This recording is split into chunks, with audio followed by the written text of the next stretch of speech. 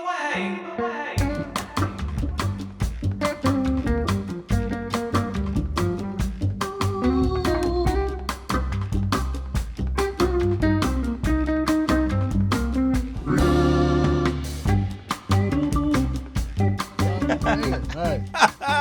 been a minute. It's been a while. Okay. Yeah. All right. Whenever ready. Yeah. Welcome to the Leading the Way podcast. We're your hosts, Maza Zimmerman and Jay Alvarado. And on this show, we look at life through the lens of leadership. All right. Thank you, everybody, for joining us again. Yeah. Before we get started, I kind of want to give people a bit of a peek behind the curtain, so to speak, because for everybody watching and listening, it's been like a week, right? Yeah, right. But so there's a lot more facial hair going on now. It's a little different, right? Yeah. So it's been a little while since we've been in the studio. We had we had some roadblocks that we were talking about, some setbacks last episode, right? Yeah. To get in here, but I think we're finally doing it again. We're back into it, and hopefully we keep this schedule going. But it's good to be back, right? It is. It's great to be back. It's great to share this space with you again. It's great to continue this journey. The journey never stopped. It's just this part of it kind of just took a hold, Yeah, a little slow down. Yeah, life happens, and but we keep it moving and we stay motivated and we just jump back on the horse. And so we're here now. Yeah, it's good to be back. And then and we're trying no headphones here. I want to just address that real quick. We're not wearing the headphones. We're trying without, because I thought of that earlier, when I was getting ready to, for us to come here into the studio. And, I shave my head, right? I shave my head. So I'm going to shave my head, and I give myself a gnarly cut. I saw it. Right behind my ear. And I'm thinking, that's the side faces the camera. Great. I got this big old scar on the side of my head. But all right, I think it'll be all right. All right. Yeah. So, yeah. So from last week. Yep. Last episode. Right. We were talking about roadblocks. Yeah. And talking about, possible ways to get around them, things like that. But sometimes you can't, right? Sometimes you hit a roadblock and disaster happens and you just can't get around it, but you still got to keep going. Or you don't know how. You've hit, some will call it rock bottom. Some will call it, I don't know where I'm at. I don't know how to overcome whatever it is. And you just don't know how to move out of it. You don't know how to get around that roadblock. Is this a roadblock? Is it an actual collision? What is this space that I'm in? How do I get around it?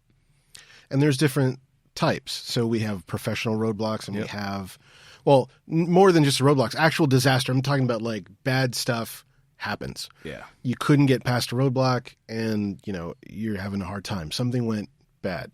And it could be personal or professional. Yep. And I think in either case, it usually affects the other, right? Because I know personally, I've had lots of disasters happen, lots of personal and professional stuff happen, and you just got to keep going, right? Yeah. So how do you get back on track?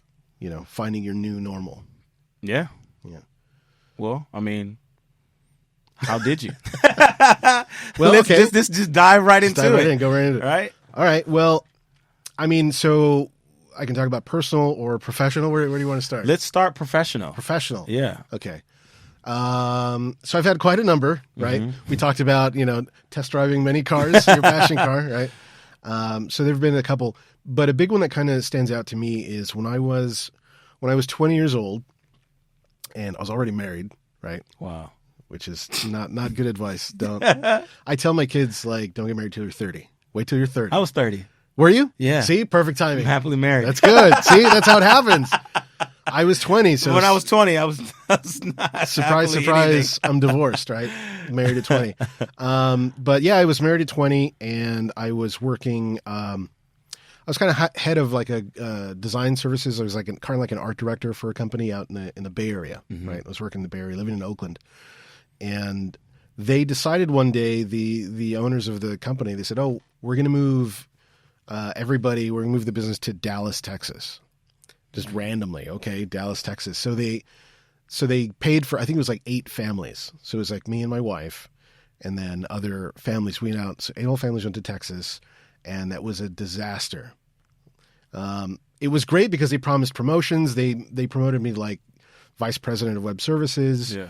We had the whole floor of a building in downtown Dallas. I had like a secretary and a whole staff, and it was crazy. I was 20.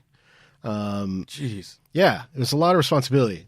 So I had like, I think I had like a dozen designers working for me. And then on the floor below us, we had a team, I think it was like 30 programmers working for me at 20 years old, which is a lot of responsibility. Yeah. I didn't really think about it that much at the time. It was fine. But now thinking back, like, that's a lot. I have some students that are 19 that's like, in one more year, they'd be managing almost 100 people or a big number like that. That's kind of crazy. But come to find out when we get there, one day we show up and our bosses aren't there. They disappeared. They got us all like these, like, quote unquote, luxury apartments out in Dallas. We all lived in the same kind of complex or compound. It sounds like a cult. It's not a cult. It's just a fancy place, gated community, whatever. But they didn't show up for work one day.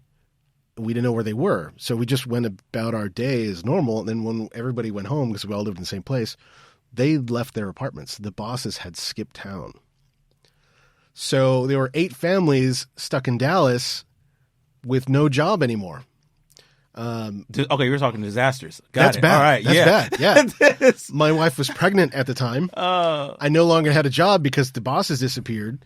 We found out because I think it was, I don't know who came by, but some kind of authorities that came by to the office looking for them. So we moved to Dallas. They moved us to Dallas because they were on the run for like tax evasion. So when we got to Dallas, like first day, they're like, oh, we changed the name of the company. We're a new company now. And we were like, we didn't know that was going to happen. Okay. We didn't think about too much about it, read into it, but okay, we're a whole new company now. Sure.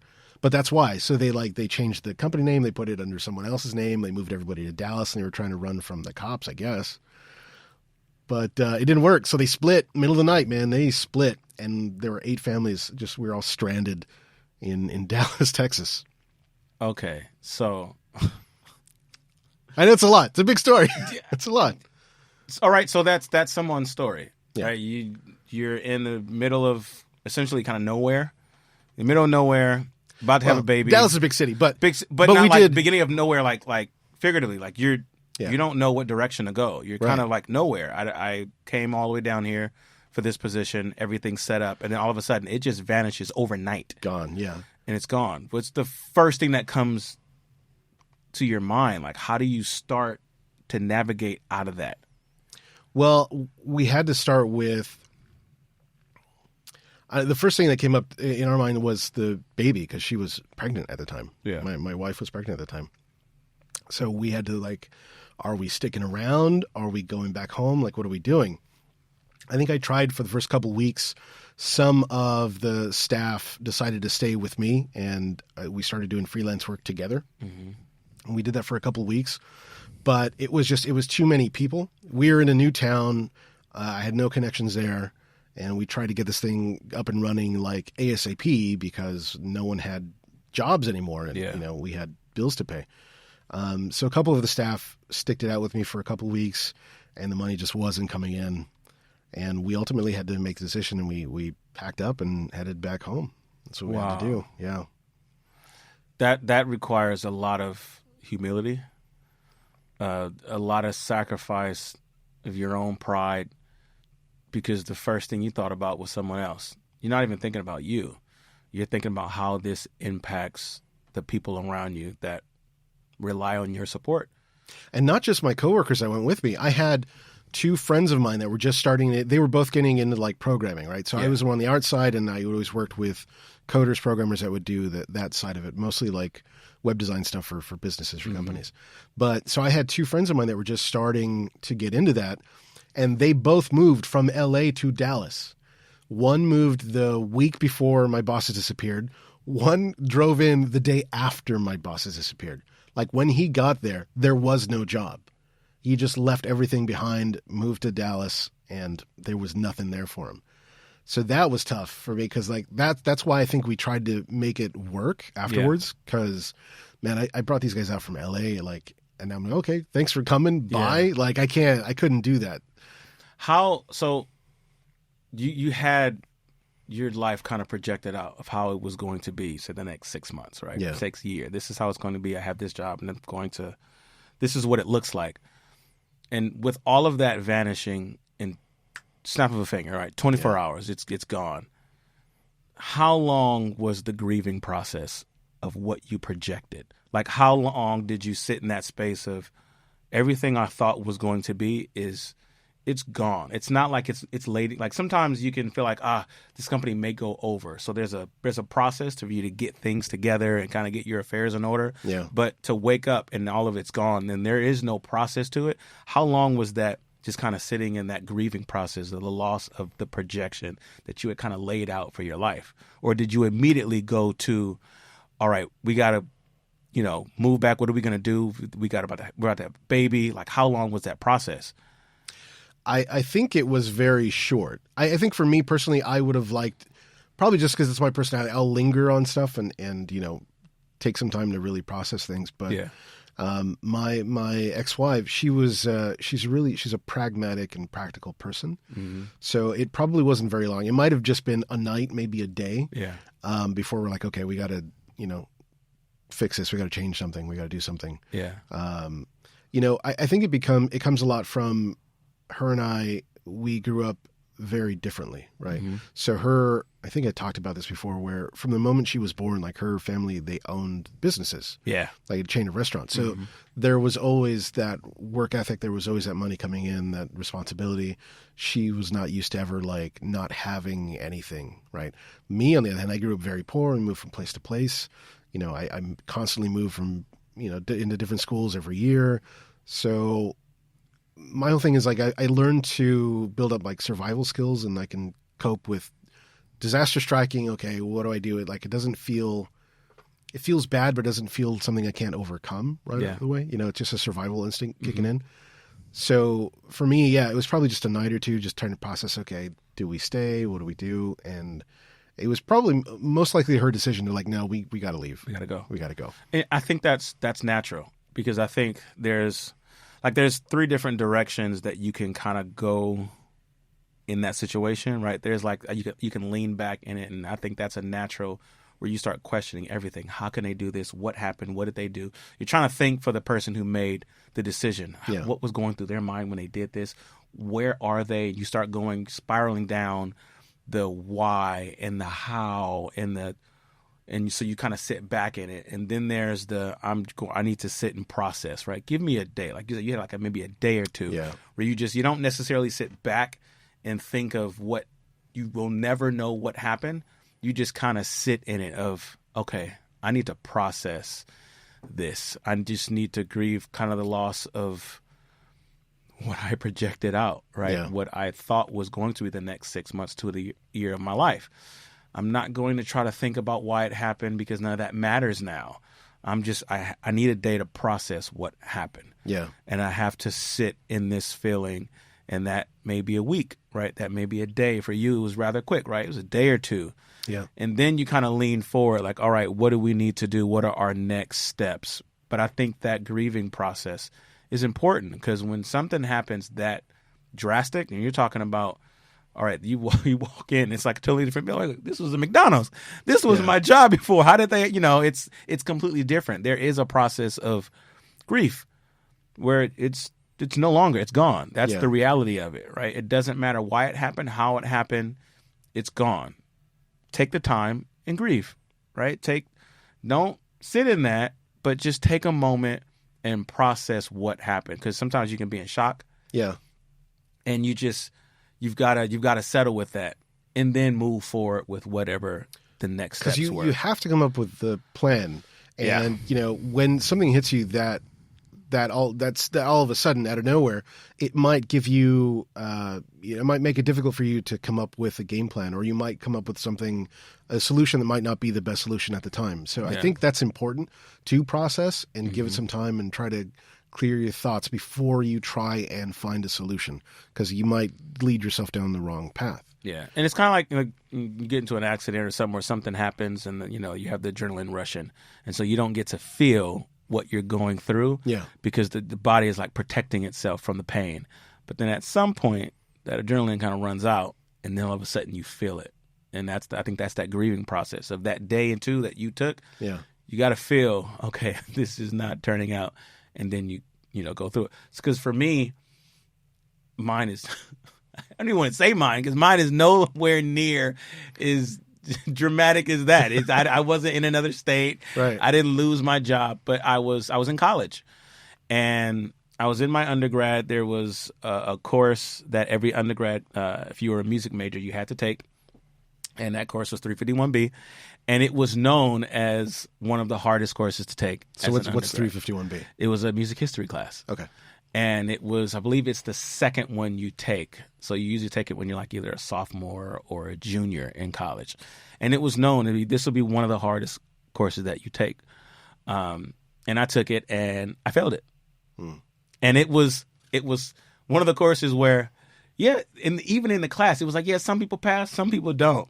And that just happens. It was one of those courses where if you did fail the first time, you weren't really looked at like, oh, yeah, this person is dumb. That's just how it was. And so the first time I failed, took it again, and starts off the class like, oh, yeah, some of you guys are the repeat offenders. It's like, whereas third of the class took it already. But I was part of that third. And then I took it the second time, and I failed again. And I felt embarrassed.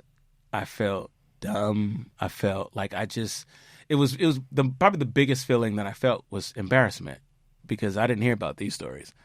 I wasn't hearing about the student that was failing multiple times, and I was the one that was failing multiple times. Yeah. And so now I'm going into my third, and I've already gotten kind of the email where, hey, if you fail this class again, you cannot take it anymore. And now all of a sudden I can't graduate. Now all of a sudden I can't move forward in my undergraduate studies. And I'm questioning, maybe this isn't for me, and maybe this is a sign where I should not be doing this. Now, in hindsight, I didn't do it, so maybe that was the sign. Right. But it was, I didn't know what to do because I'm like, well, if I take it again, I'm going to fail it again for whatever reason. I just don't get it. And I remember two of my professors said, stop by the office, bring your notes, bring your test that you've taken, and bring all of like your study guides. And then we sat down, and what I found out was I didn't know how to take notes. And I started thinking back, and since elementary school, you always hear, hey, take notes. Hey, this is going to be on your test. Make sure you take notes. Yeah. But no one ever taught me how to take notes. And so for me, I would always take notes trying to write down everything the teacher was saying. Because in my mind, that's just how it worked. Take notes. All right. See, but that becomes problematic, though, because it's more of like you're recording what's going on, but you're not thinking about or processing what you're listening to. I spent most of my time trying to remember, what did she say? What did he say? Right. And so my notes were all this information. I really only needed half a page, and I had like 5 pages of notes. And then I go home, and I'm just literally regurgitating everything that was said, and nothing is really sticking. And then they looked at the test. They said, you're not really understanding the question. And they were looking at my answers. And so I had to literally go back to the foundation. Okay, how do you take notes? Yeah. What are you looking for? What are you listening for? How are you writing it down? How are you organizing your notes? This is how I take notes. And so they hooked me up with a tutor. And it was really how to process, like, how are you thinking when the lecture is going on? What are you looking for? And we went the foundations of everything, step by step. How do you study for a test? Well, no one really taught me how to study. Studying for me was memorizing. And I had to just memorize chapter 1 through 3. Yeah. And so I'm going through reading, hoping, okay, this sounds important. Okay, this sounds important. I should probably memorize that. But it didn't really go beyond memorization. Because that's not learning. That's not learning. Yeah. And that's what I spent a lot of my yeah. time in school doing, memorizing. Just memorizing information to pass the test to get the A in the class so I could move on to the next course. Yeah. And that was kind of a breaking point for me. I had to go back to my kind of foundation of learning. How do you learn something? And then going through that process of tutoring and everything else, every test I got to be on, the 25-page paper that we had to write, I got to be on, and I ended up passing the class. But it taught me kind of had to go back to that foundation. There's a reason why I'm not getting this, and it's not surface level. It's not just, oh, you didn't study. I did, or at least I thought. It's like I grew up a musician, and they say, all right, go home and practice. But what is practicing? Like, well, how do you practice? And so for me, I had to kind of settle with, okay, this is the third time I had to accept it. right? I can, maybe this isn't for me. I had a lot of questioning. Maybe this isn't a major for me. And then go back to the foundation of what everything was sitting on. So, okay. So we're talking about, how to like bounce back after setbacks. And it sounds like for you, it was sitting with a tutor and learning how to actually take some notes that are effective. Yeah. Yeah. It was learning how to learn. Yeah. Which seems, it did also required some. So changing your approach. Yeah. Is basically what happened. Yeah. Yeah. Because I know for me in my situation, which granted, looking back on it, it's a crazy situation. It is. 20 years old, already married, which is already crazy. Baby on the way, moving to a new state, and having to start all over again. Mm-hmm. I think the approaches change, and we touched on this before, on not only your situation, but a mixture of situation and like age, right? Because I was 20, but if I wasn't married and I didn't have a baby on the way, with other people that were there, we probably could have made it work. I probably could have stayed out, instead of everybody that moved out there having their own apartment, we probably could have like split some, shared some, and kept going. But you can't do that when you're married and have a baby on the way, right? So I think that's what changes it. Every approach is kind of unique, but you need that time of reflection. And like we were talking about, like grieving in a sense of like, okay, let me get the emotions, let me go through the emotions, let me process that, and then really come up with a game plan, right? In order to get back, because that's the point, that's the goal. Yeah. Right? You don't want to stay in disaster. There was a minister that said a setback is a setup for a comeback. I like that. And it stuck with me because it was seeing it in not necessarily a kind of a positive, kind of balance between being a positive light and just a realistic. Like it is a setback. And I remember I've had conversations. I had a conversation with an employee of mine. And he said, I feel stuck. And I said, well, it's because you are. Yeah. You are stuck. And this is the reason why you're stuck. And this is how you can navigate out of being stuck. You're like a swing set. You take 5 steps forward, 5 steps back, 5 steps forward, 5 steps back. Yeah. And essentially you're stuck. Because when you stand back, you're in the same spot. It's going, and I think part of that process is realizing what happened, right? And not trying to question, just it happened, right? And there's nothing you can do to change it. You've got to realize that. So that's interesting because you talk about being stuck, and usually that's what happens, right? You have some sort of setback that leads into a disaster, and you feel helpless, you feel powerless. I can't do anything about it. But if you're stuck, sometimes you need a disaster. Mm-hmm. Sometimes you need that bad stuff to happen. That's the push you need to move forward. One thing I've always told my kids is, pain is the best teacher. Mm. You have to go. Sometimes you go through things that are very painful. Hopefully, you come out okay on the other side. But there is some learning, some growth, some progression there. That's how you advance. Sometimes you need to, because you can get stuck. And for me, sometimes I think about it where you get knocked back to where you need to start.